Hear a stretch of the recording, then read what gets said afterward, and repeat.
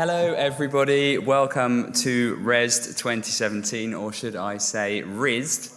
You'll see why in a second. I'm Bertie from Eurogamer. Welcome also to everyone watching on Twitch. I keep forgetting to say that. I hope you guys have a lovely day here. Don't forget we do have another session coming up. It's all streamed as well. Battalion 1944 is next.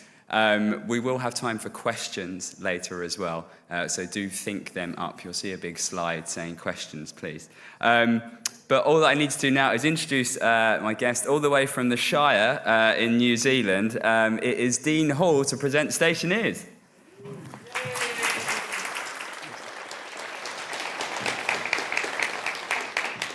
Cool. So it's kind of fun to be doing a presentation on April Fool's Day because it feels like sort of a get out of jail free card for anything I say. So Stationeers,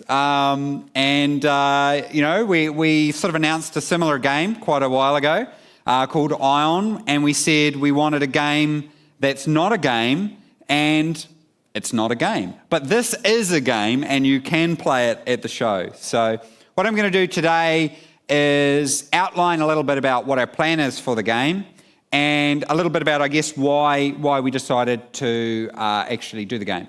So what is it? It's you construct a station, you manage a station, and then you redevelop it as a base for exploring a galaxy. And when we look at where it came from, how many people have played Space Station 13 here in the audience? Obviously, I can't see the Twitch people. So quite a few people.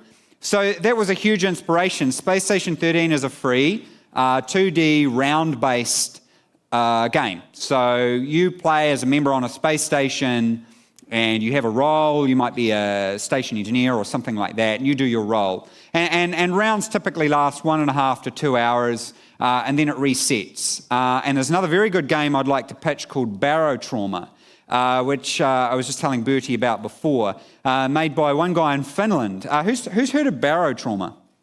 A couple of people. It's well worth checking out. It's free. It's sort of viewed from the side, and you're in a submarine with your friends under the ice in Titan. It's well worth checking out. There's a couple of Minecraft mods that have been sort of huge inspirations. Feed the Beast, Tech It. So you're basically building these, my New Zealand accent probably sounded brilliant there, and Enviromine. The first two mods are very much about building machines. So you're building nuclear reactors, you're building these different manufacturing machines, and Enviromine, who's played Enviromine or heard of it? Probably not that many people. For me, it's the best survival mod for Minecraft. Of course, it's not managed anymore, so you have to play an old version of Minecraft to play it. But it had really good survival features like dehydration, sanity, and stuff like that. So those were a big inspiration. Huge fan of Space Engineers and what the Keen Software House team have done, and obviously Factorio as well. So the comparisons between Space Station 13 and Stationeers are obvious because we said that we're inspired by it. One key thing is we're not trying to remake it. So if you look at what I wanted to do with DayZ, similar sort of thing. I've been very interested for a long time in the concept of persistence.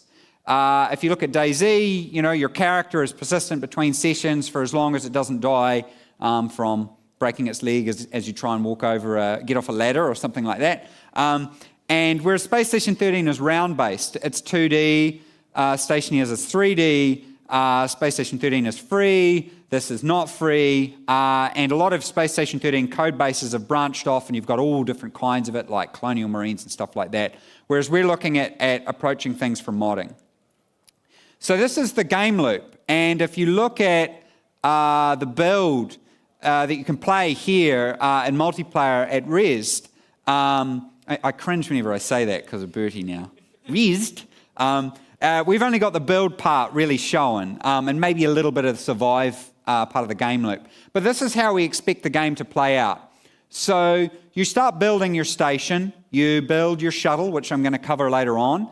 You've got to survive, you've got to manage your oxygen, you've got to manage your hydration, your food, you've got to manage your sanity, your hygiene, and then you go out with your friends and you explore. You go off on these away missions. You explore and scavenge stations that are derelicts.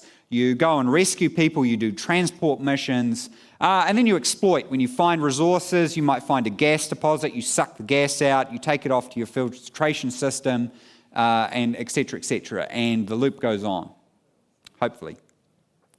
So looking at the survival game loop, we've got many different forms of damage, kinetic coins, so you zoom too fast into something and your suit breaks or you damage your arm, radiation damage, all those kinds of good things there. Hunger and thirst, which I covered. So sanity is an idea that we got from Enviromine, which basically the longer you spent underground in Minecraft, the more insane your character became.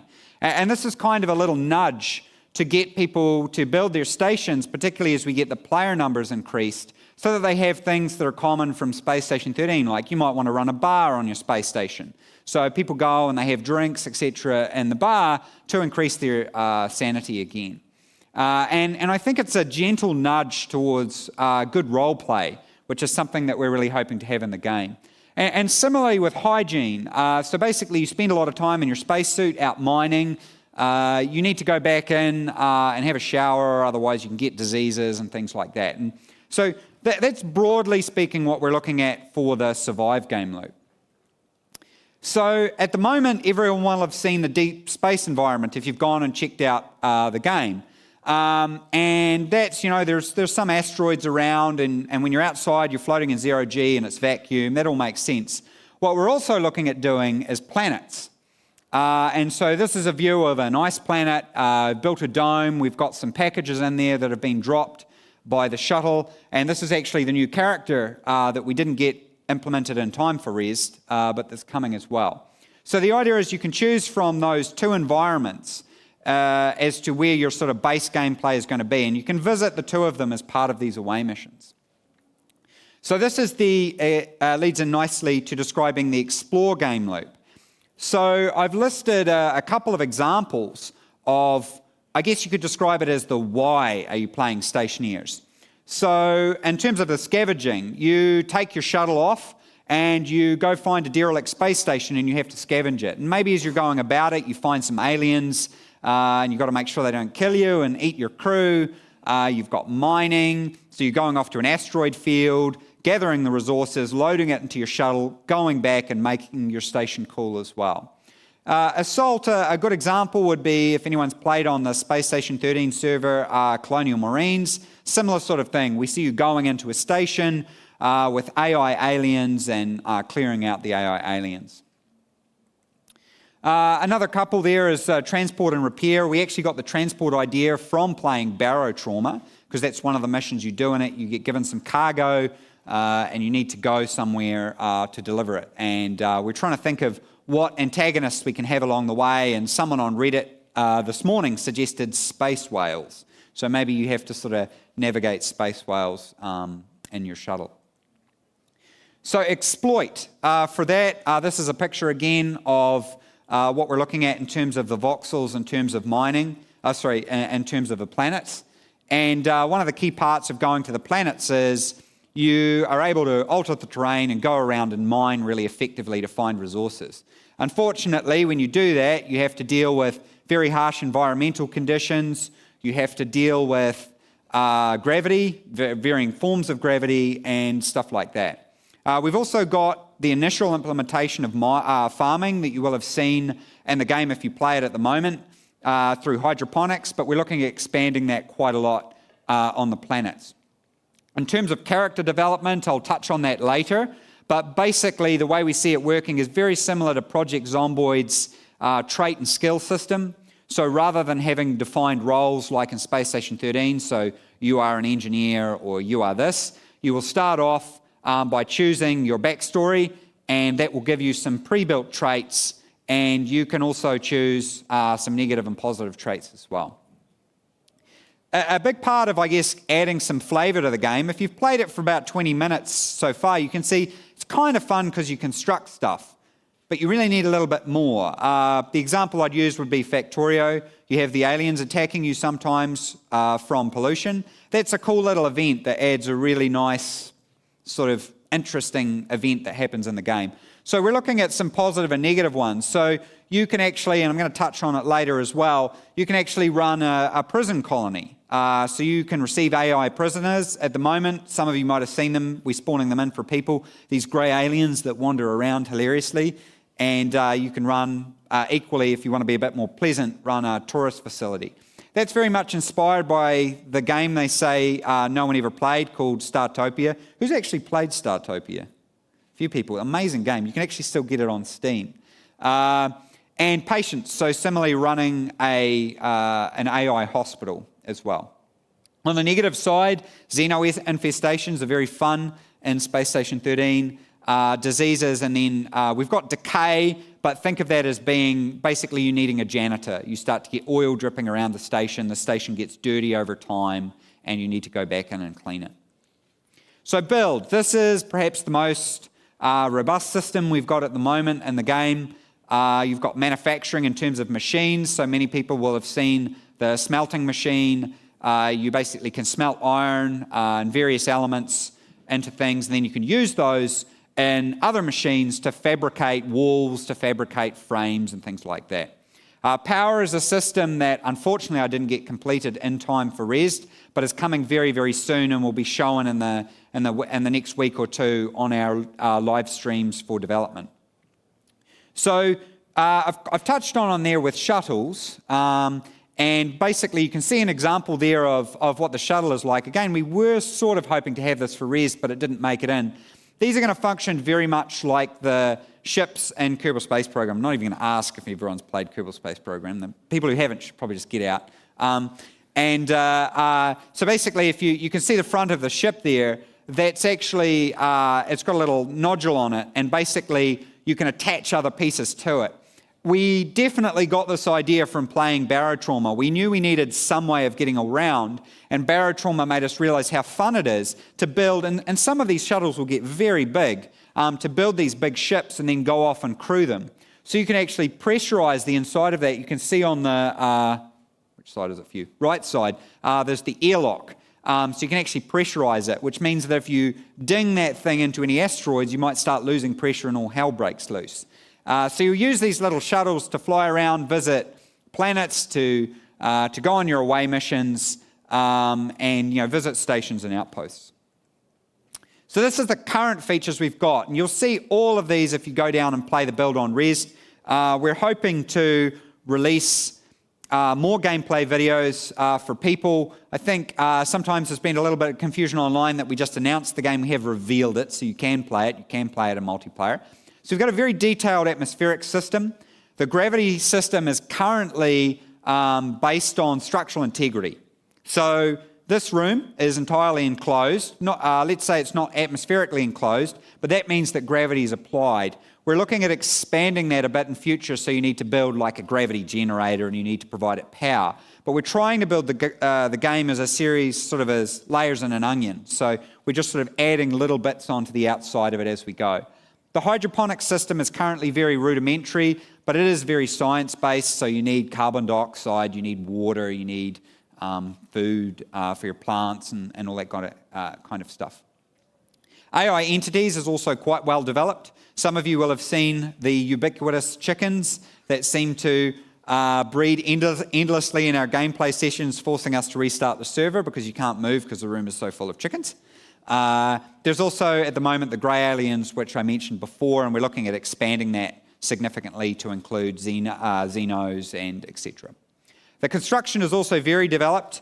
We're not aiming for the Minecraft level. It's quite fast in Minecraft, the construction. You place the blocks down and it's all very instant. We wanted to go much more towards Space Station 13, where you have build states. So you place down the frame, then you need to put steel frames in it, then you might need to weld it, you might need to wrench it, put more steel frames into it. So the idea is that you actually develop your station over probably months with your friends as you build it and refine it and increase the elements with it. We've already got dedicated servers fully working. At the moment they are Windows-based, and I'm jumping ahead to my next slide, but we're doing Linux next. Physics, so we're using Unity, so you get physics. We have linked the physics system in with the atmospheric system, so some of you will have seen explosive hilarious explosive decompression. Usually of players, we've noticed. A lot of people like to trap other players in the burn room and then burn them and eject them out of the station. And pipes and cabling, and medical and mining as well. So the near-term features over the next couple of months is electricity. So at the moment, the generation is through solar. We're looking at expanding that to reactors. Anyone who's played Feed the Beast will instantly recognise a lot of what we're planning to do here. Surgery, very much inspired. I learned this in the AMA I did on Reddit recently from Baymed, which is a functionality system from Space Station 13 that's used on my favourite servers. Shuttles, which I covered before. So many of you will have seen in the game at the moment, we have these little consoles. They're very small, they go on the wall and stuff like that, and you can put circuit boards in them. And the circuit boards have different functionality depending on what you might want to do. I think we've got 7 different circuit boards at the moment, so like door control, mode control, power control, gas display, pressure display, that kind of thing. So computers are a more advanced form of console which have logic machines in them. So the only computer we have at the moment is a solar control, which allows you to control the solar panels, orientate them, have them track the sun and things like that. But we are expanding them to include logic, so you can do your own sort of rudimentary programming. A good example will be you might set up your computer so that it has a condition, such as has this particular pressure sensor exceeded this particular pressure, in which case do this action. And so we're quite excited about how the computers are going to operate in terms of allowing you to make very advanced systems to run your station. Planets, which I touched on before, radiation, we actually implemented that in the 2D prototype, and it was a little bit of a disaster. Because you can't see radiation, inevitably someone would breach your protocols of handling uranium, and you would just end up with uranium through the whole station. So we're redoing that a little bit so that it's not quite as much of a pain. The new characters, the current ones are placeholders from our good friends Sanity Studios in New Zealand, who actually I used to work with, who we also use their art for Out of Ammo. But we're actually replacing the characters with new female and male charactables. That's a great name, actually. We should call them charactables. Charactables that are fully customizable. And cloning as well, which anyone who's played Space Station 13 will instantly recognise.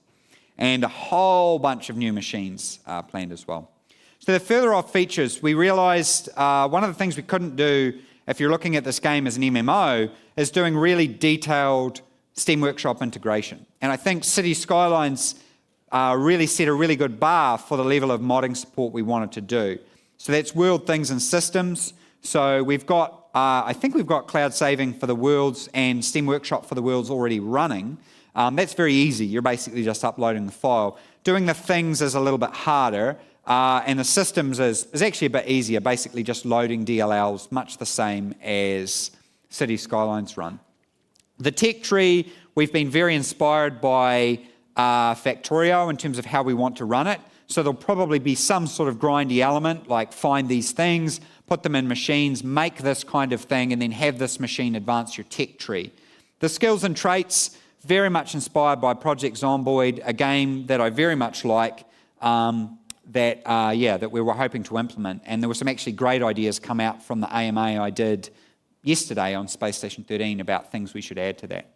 So this facility focus is kind of the other side of away missions. One of the biggest issues we have before we release in early access is giving you the why. So you can build the space station now, and that's cool, and we could just chuck a heap of content in to make it interesting. But we really need a why, and the away missions are cool, but we also want you to be able to run a prison, run a hotel, run a research station, or run a hospital, where you've got all these AI coming in and hilarious results ensuing. So performance, this has been a huge, huge focus for us. So for the geeks in the audience, we're running a lot of our systems multi-threaded, which means that if you have multiple CPUs, multiple cores, as everybody does now, these systems will actually be making good use of it. A good example is the atmospheric system is running on a completely separate thread, and in fact, it's server authoritative. So the atmospheric system is pretty much only run on the server and is then broadcast out to the clients. Nearly everything is server authoritative except for the character themselves, which later on will help us with our anti-hacking efforts. We've gone for a very simple art style, and that's really to get our mean time to feature down, which has been very helpful for us. It does mean that sometimes people maybe underestimate the game a little bit because it looks very simple, but we're hopeful the game itself will pretty much shine through. We're using voxel for our asteroids, which you see in the game now, and then when combined with chunking for our planets also. And the planned things we're planning on doing is adding toggles for everything, customization for our servers, just pushing everything out to the community and saying if you don't like this particular system, such as Sanity, you can turn it off and I will forever label you as casuals.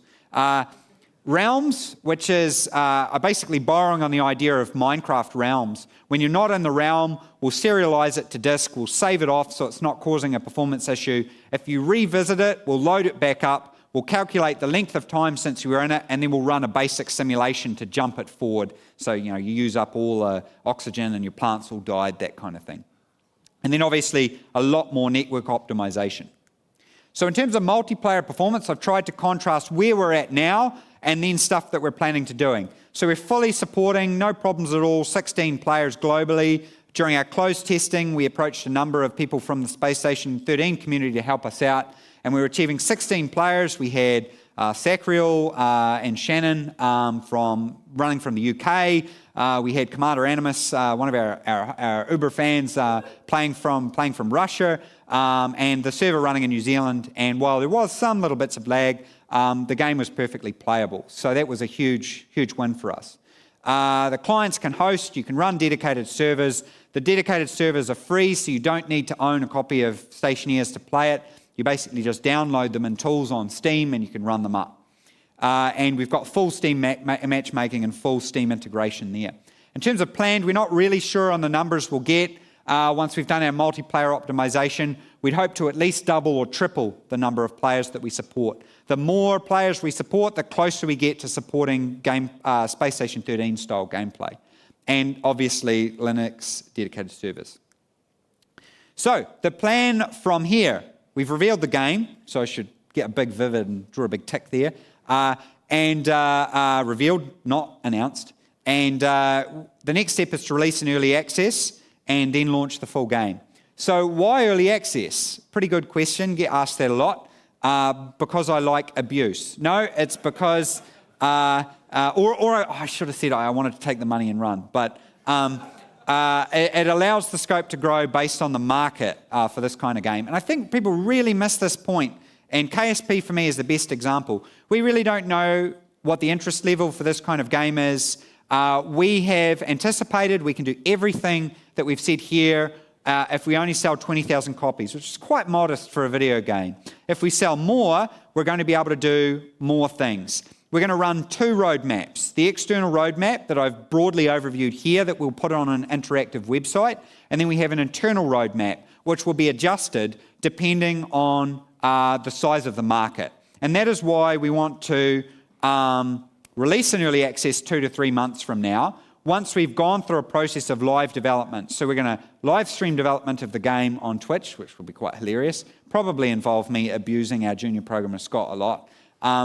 And then this is the cost. I've got asked this a lot. This is subject to change. We're going to discuss this with the community, but it's likely to be around the $20 to $25 US mark. At the moment, we're pitching it at $19.95 US, and it would only really increase if we've been really successful with doing all the stuff we want for the early access launch. Oh, am I going back? No. Okay, so I think I doubled up. What I did want to have was the length of time in early access. So imagine that says that there. So I'll move to questions now. If people have questions, if they start coming up, there's a big target marker here, which probably means you're going to get shot if you ask a bad question. Not at all. So you can wander up to stand up now and come and ask a question.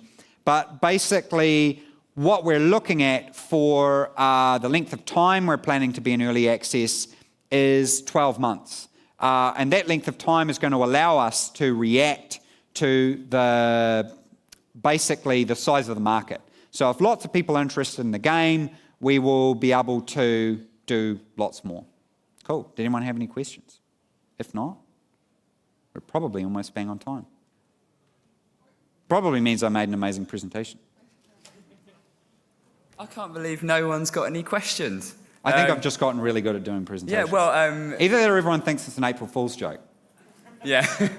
All right, well, thank you everyone for coming. Remember, we do have a whole day of sessions. Battalion 1944 is up next and it's being streamed. I don't know why I'm looking up to people on Twitch. They're not there. But yeah, for people on Twitch watching, you can see all that streamed as well. Everyone else, thank you for coming. Enjoy the rest of the show. Go find some lovely stuff to play. And please thank Dean Hall for presenting Stationeers. Thank you.